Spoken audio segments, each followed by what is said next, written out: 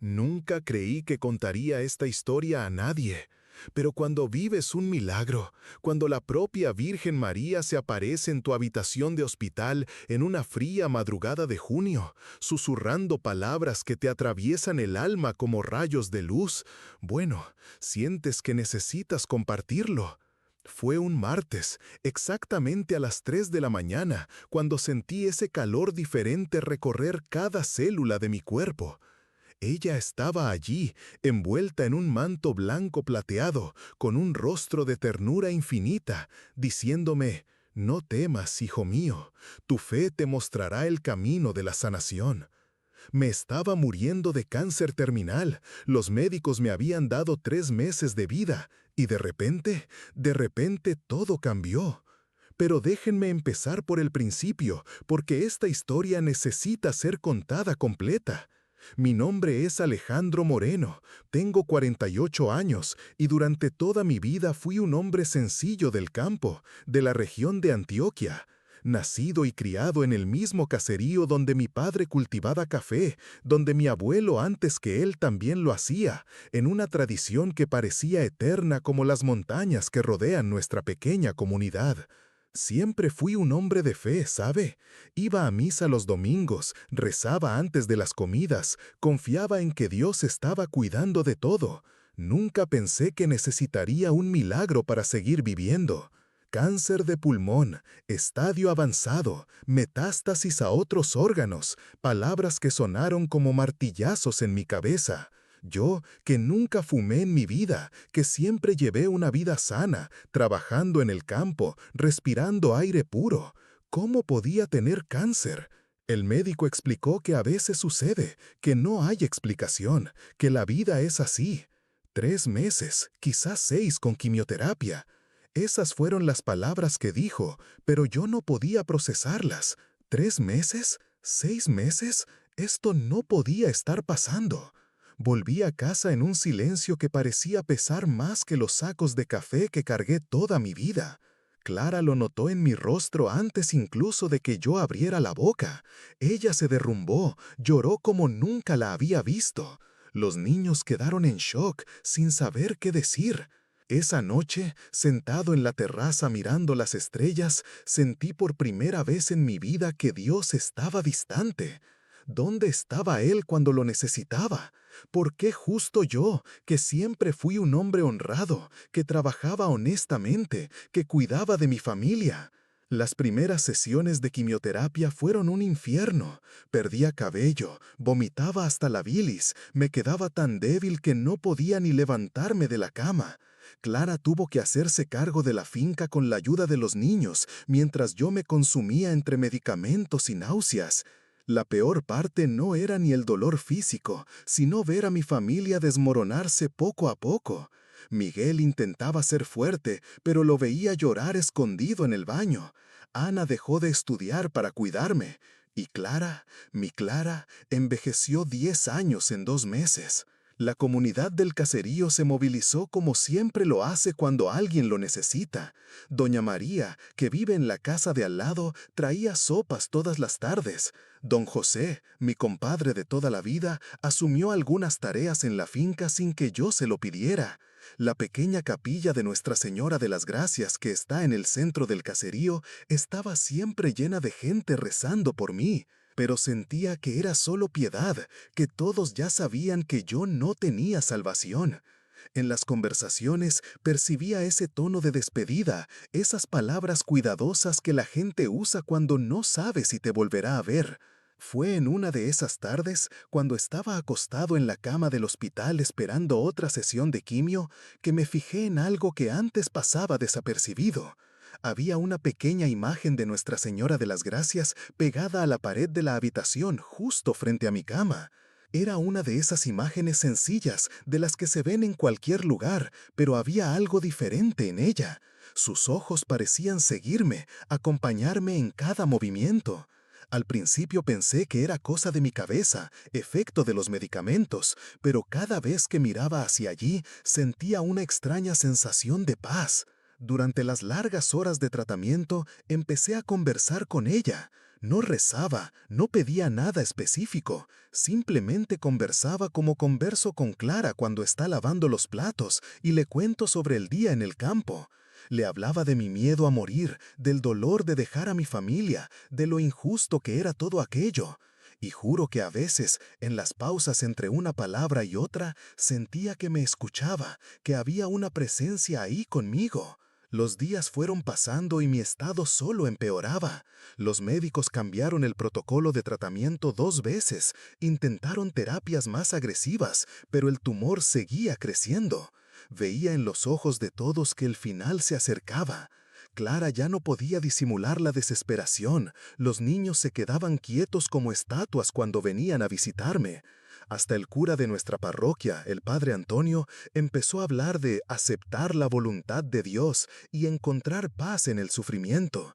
Sabía que era su manera de prepararme para lo que venía. Fue una noche particularmente difícil, cuando el dolor era tan fuerte que los morfínicos ya no hacían efecto, que sentí la rabia apoderarse de mí. Miré aquella imagen en la pared y por primera vez en mi vida le grité a Dios.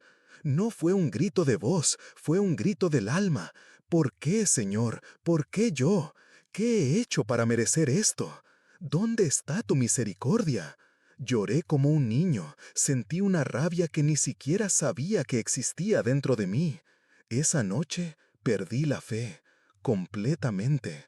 Creí que todo no era más que una ilusión, que no había nadie allá arriba cuidando de nada.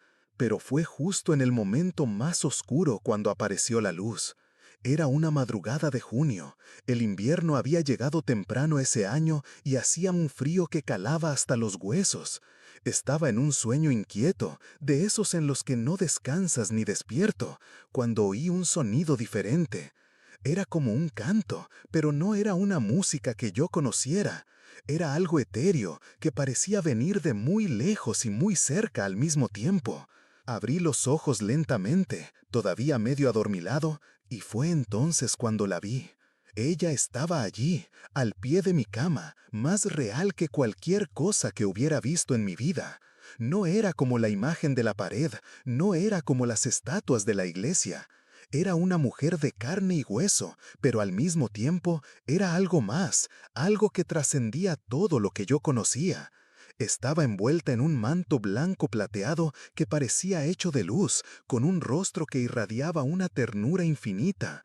Sus ojos eran como 2 océanos de compasión, y cuando me miró sentí que conocía cada dolor que había sentido, cada lágrima que había derramado.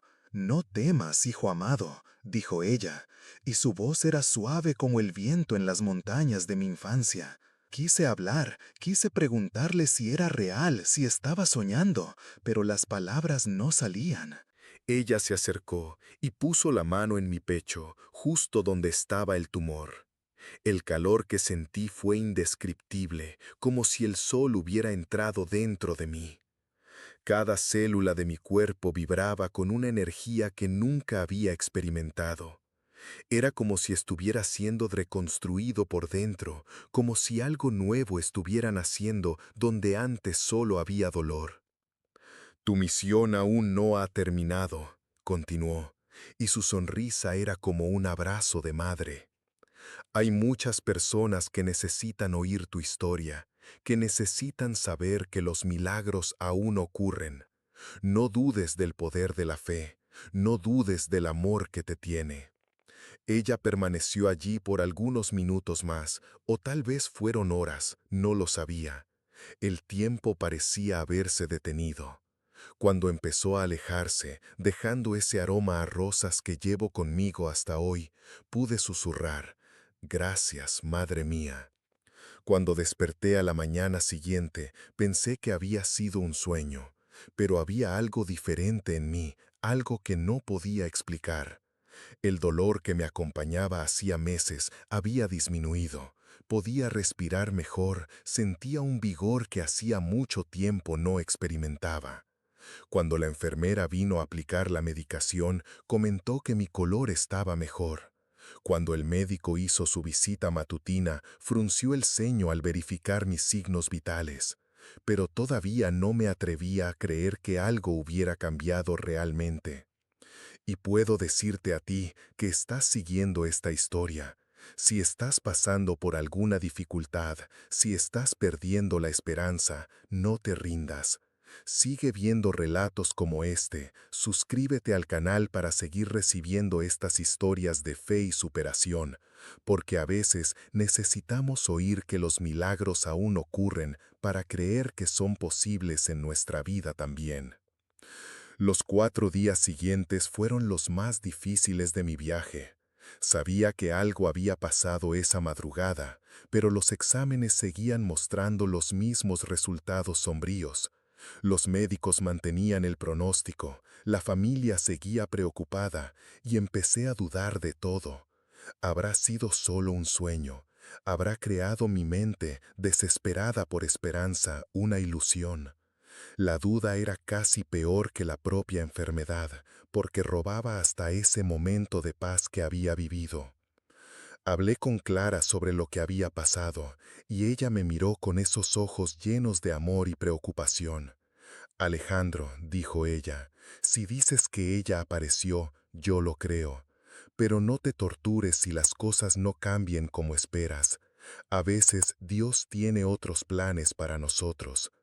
Ella estaba intentando protegerme de la decepción, pero sentía que había algo más, algo que no podía explicar pero que estaba sucediendo dentro de mí. Fue el 5.º día que el milagro se manifestó a plena vista. Estaba en la sala de quimioterapia, conectado a los aparatos como siempre, cuando de repente una luz suave inundó la habitación. Los monitores cardíacos comenzaron a emitir un sonido diferente, como si estuvieran tocando una melodía celestial. Las enfermeras dejaron lo que estaban haciendo y miraron a su alrededor, confundidas. Sentí de nuevo ese calor recorriendo mi cuerpo, pero esta vez era más intenso, como si cada célula se estuviera renovando. La doctora responsable de mi tratamiento, doctora Elena, llegó corriendo cuando los aparatos comenzaron a mostrar cambios inexplicables.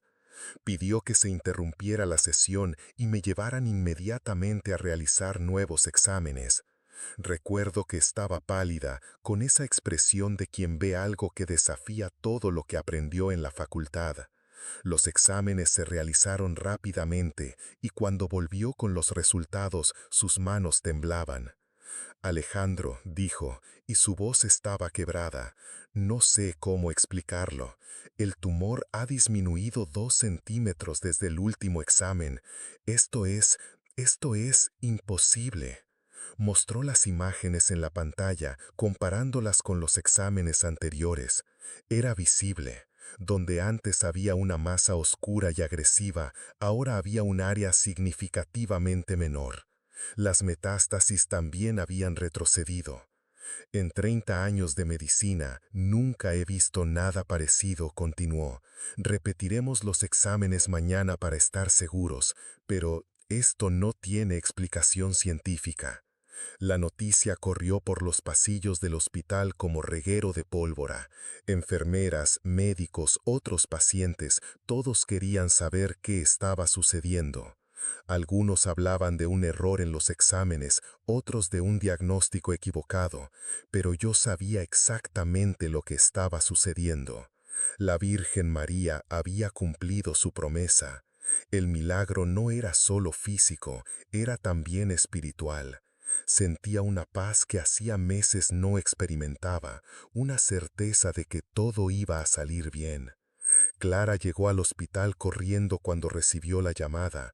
Cuando me vio, se derrumbó en lágrimas, pero esta vez eran lágrimas de alegría. Lo sabía, dijo, abrazándome como si no quisiera soltarle. Los niños vinieron al día siguiente, y por primera vez en meses vi esperanza en sus ojos. Miguel me abrazó fuerte y susurró, «Papá, tenía miedo de perderte». Ana, que siempre fue la más emotiva, no paraba de llorar y repetir, «Gracias, Nuestra Señora, gracias». En los días siguientes, los exámenes continuaban mostrando mejorías impresionantes. Con cada nueva tomografía, con cada nuevo análisis de sangre, los médicos se quedaban más perplejos. El tumor seguía disminuyendo, las metástasis desaparecían, mis índices de salud mejoraban de forma exponencial. La doctora Elena llamó a otros especialistas, organizó una junta médica, pero nadie podía explicar lo que estaba sucediendo. Es una remisión espontánea, decían algunos, casos raros pero que ocurren. Yo sonreía y los dejaba creer en la ciencia. Yo sabía que había algo mucho más grande actuando allí. Después de 3 semanas de seguimiento intensivo, recibí el alta del hospital. No era solo un alta temporal, era un alta definitiva. El cáncer había prácticamente desaparecido, quedando solo algunas células aisladas que los médicos dijeron que el propio cuerpo se encargaría de eliminar. Cuando salí de ese edificio blanco por última vez, no como un enfermo terminal, sino como un hombre curado, sentí que estaba viviendo un segundo nacimiento. Lo primero que hice fue ir directamente a la capilla de Nuestra Señora de las Gracias. Entré en ese espacio sagrado que conocía desde niño, me arrodillé ante el altar y encendí una vela. Pero no era una vela común, era una vela especial que Clara había mandado hacer, con una oración grabada que decía: «Gracias, Madre, por no haberte rendido conmigo». Cuando terminé de rezar, sentí de nuevo esa presencia suave, ese aroma a rosas que me acompañó durante toda la curación. La noticia de mi recuperación se extendió por el pueblo como la pólvora. La gente venía a buscarme, querían oír la historia, querían tocarme como si fuera un talismán de la suerte. Algunos creían en el milagro, otros buscaban explicaciones racionales, pero todos reconocían que algo extraordinario había sucedido. El padre Antonio organizó una misa especial de acción de gracias, y ese día la capilla se quedó pequeña para tanta gente que vino a celebrar. Lo que más me impresionó fue cómo mi curación afectó a toda la comunidad. Doña María, que siempre fue una mujer triste desde que perdió a su esposo, volvió a sonreír y a cantar mientras cuidaba el jardín. Don José, que andaba desanimado con la hacienda, ganó nueva energía y comenzó a planear nuevas siembras. La dependienta de la tienda, que hacía años no demostraba alegría, volvió a cantar himnos mientras trabajaba. Era como si el milagro se hubiera extendido, tocando el corazón de cada persona que conocía mi historia. Volví a las plantaciones de café con una perspectiva completamente diferente. Cada cafeto que miraba, cada grano que recogía, era como si fuera un regalo de Dios. El trabajo que antes era solo rutina se convirtió en una oración constante. Conversaba con Nuestra Señora mientras caminaba por los cafetales, agradecía por cada día que tenía para vivir, por cada momento que podía pasar con mi familia. La hacienda nunca había sido tan productiva, como si hasta la tierra estuviera celebrando el milagro. Miguel y Ana comenzaron a venir más veces a la hacienda, no solo para ayudar, sino para aprender. Era como si hubieran entendido que la vida es preciosa y que cada momento con la familia es un tesoro que no podemos desperdiciar. Empecé a enseñarles no solo la técnica de plantar café, sino la filosofía detrás del trabajo, el respeto por la tierra, la paciencia con el tiempo de cada cosa, la gratitud por todo lo que recibimos. Hoy, 6 meses después de la aparición, me siento más fuerte que nunca, no solo físicamente, sino espiritualmente. Mi fe ya no es esa fe simple y automática de antes. Es una fe probada, una fe que pasó por el fuego de la duda y salió más pura. Sé que Nuestra Señora siempre está conmigo, no solo en momentos de crisis, sino en cada respiración, en cada sonrisa, en cada abrazo de mi familia. A veces, cuando el sol se pone detrás de las montañas y estoy sentado en la terraza de mi casa, viendo a Clara preparar la cena y escuchando las risas de mis hijos, me emociono recordando cómo todo cambió. Hace un año creía que mi historia estaba terminando, que mi misión en la tierra había acabado. Hoy sé que apenas comenzaba. Muchas personas me buscan queriendo saber el secreto del milagro, como si existiera una fórmula mágica para alcanzar la curación. Siempre respondo lo mismo: no hay secreto, solo hay fe. No una fe ciega, sino una fe que acepta que hay misterios en la vida que nuestra mente no puede comprender, que hay un amor tan grande que siempre está dispuesto a apoyarnos incluso cuando creemos que estamos solos. La pequeña imagen de Nuestra Señora de las Gracias que estaba en la pared del hospital, la pedí para llevarla a casa. Ahora está en mi mesita de noche, y todas las noches, antes de dormir, hablo con ella. Ya no pido milagros, no pido nada más de lo que ya he recibido. Solo agradezco. Agradezco por haber sido elegido para vivir este testimonio, por haber sido instrumento para que otras personas crean que los milagros aún ocurren. Clara dice que he cambiado, que soy más cariñoso, más presente, más agradecido por todo. Tiene razón. Cuando miras a la muerte a los ojos y vuelves para contar la historia, entiendes que cada día es un regalo, que cada persona que amas es una bendición, que cada momento de felicidad es un pequeño milagro que merece ser celebrado. El pueblo también cambió. La capilla de Nuestra Señora de las Gracias, que antes solo se visitaba los domingos, ahora recibe peregrinos de otras ciudades que vienen a conocer el lugar donde ocurrió el milagro. No es que el lugar se haya vuelto sagrado por mi curación, sino que la gente comenzó a darse cuenta de que lo sagrado siempre estuvo allí, esperando ser descubierto.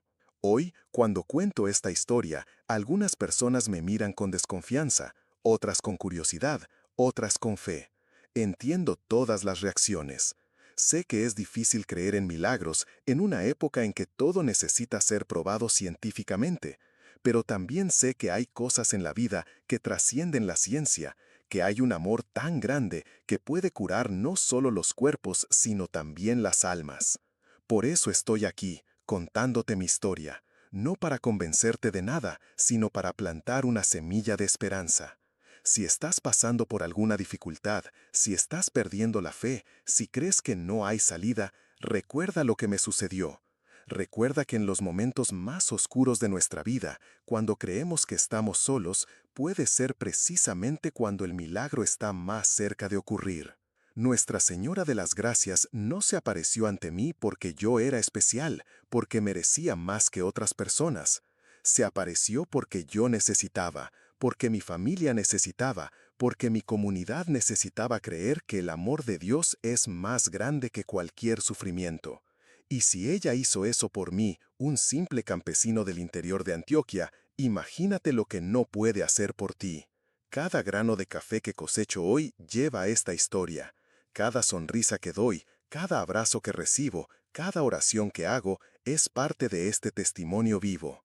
No pido riquezas, no pido gloria, solo pido la gracia de un corazón agradecido y la oportunidad de seguir siendo instrumento de la esperanza que Nuestra Señora plantó en mí aquella madrugada de junio.